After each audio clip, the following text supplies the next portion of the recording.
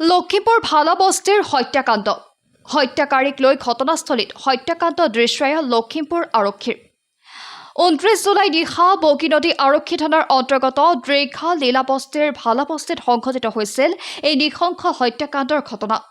অবৈধ প্ৰেমৰ পৰিণতিতে প্ৰেমিকাৰ স্বামী ৰাজু ধনোৱাৰক নৃশংসভাৱে হত্যা কৰিছিল গোমনদী LP স্কুলৰ প্ৰধান শিক্ষক কনকেশ্বৰ বুঢ়াগোহাঁয়ে NM ধনোৱাৰৰ সহযোগত।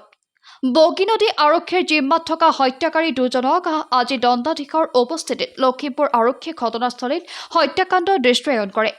আনহাতে হত্যাকাৰী শিক্ষকজনক কঠোৰৰ পৰা কঠোৰতম শাস্তি প্ৰদান কৰাৰ দাবী জনাইছে স্থানীয় দল সংগঠনে।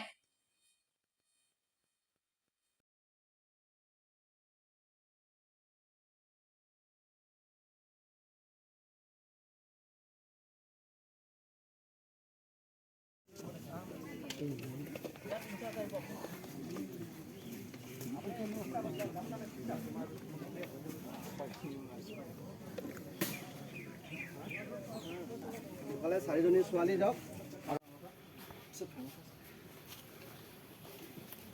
বগীনদী PS কেছ নম্বৰ 30/2024 তাৰ এক ক্ৰাইম চিন ৰিক্ৰেশ্যন ইমতে সমাপ্ত হৈছে আৰু ইয়াত উপস্থিত আছোঁ মই এক্সিকিউটিভ মেজিষ্ট্ৰেট আৰু আমাৰ SI ডান্ডিজিত দেউৰী, আকৌ ইণ্ডিপেণ্ডেণ্ট উইটনেছ তিনিজন আছে।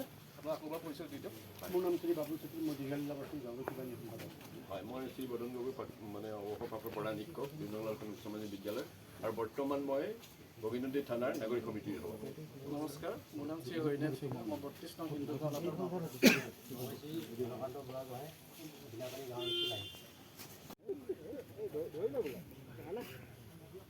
এই মুহূৰ্তত লখিমপুৰ লীলাবস্তিৰ ভালাবস্তিত উপস্থিত আছোঁ আৰু এটা হত্যাকাণ্ডৰ ঘটনা য'ত জড়িত আছিল গোমনদী প্ৰাথমিক বিদ্যালয়ৰ প্ৰধান শিক্ষক কনকেশ্বৰ বুঢ়াগোহাঁই আৰু NM ধনোৱাৰ নামৰ এজন লোকক তেওঁ বাগানৰ মহৰীক লগত লৈ তেওঁ ৰাজু ধনোৱাৰ নামৰ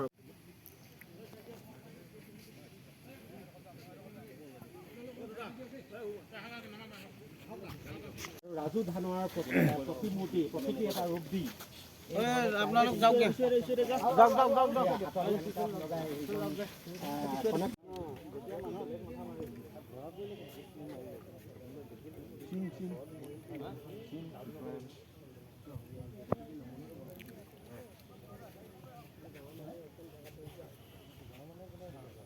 মই কওঁ মই ৰিয়েল কথা এটা কওঁ হা, পাপ কেতিয়াও লুকাই নাথাকে, লাগিলে অকলেই কওঁ।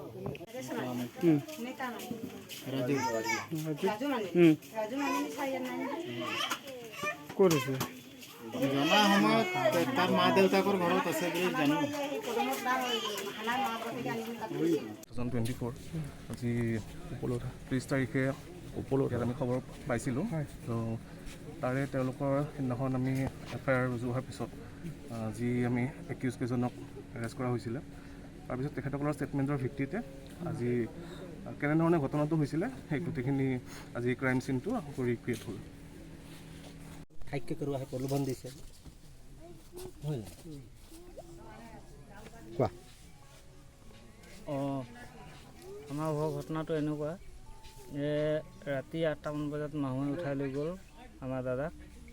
সি উঠাই নি পিনে এই ঘটনাটো কৰালে আৰু আগষ্ট মাহত এই বাইক এখন লৈ দিম বুলি পিনে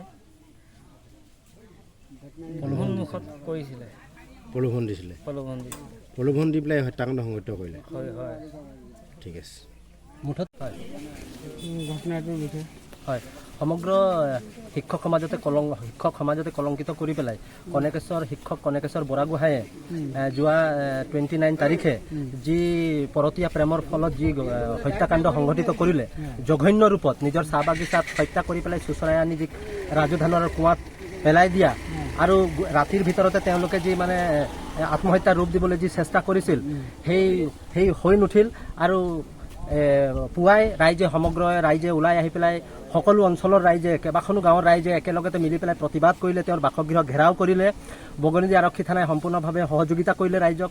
সংবাদ মাধ্যমে অহৰহ সম্প্ৰচাৰৰ ফলত এই অভিযুক্ত কনকেশ্বৰ বুঢ়াগোহাঁইক গ্ৰেপ্তাৰ কৰিলে আৰু তাৰ গ্ৰেপ্তাৰ কৰাৰ পাছত আজি জিলা প্ৰশাসনে লখিমপুৰ জিলা আৰু বগীনদী আৰক্ষী থানা ফিল্ড ভিজিটৰ কাৰণে তেওঁ কেনেদৰে হত্যাকাণ্ড কৰিছিলে কনকেশ্বৰ বুঢ়াগোহাঁই আৰু লগত তেওঁৰ সহযোগী এনেমক আজি আনি পেলাই কেনেকৈ হত্যা কৰিছিল তাৰ সম্পূৰ্ণ দৃশ্যাৱলী আজি তেওঁলোকে লয় আৰু আমি এইটোকে আশা কৰিম।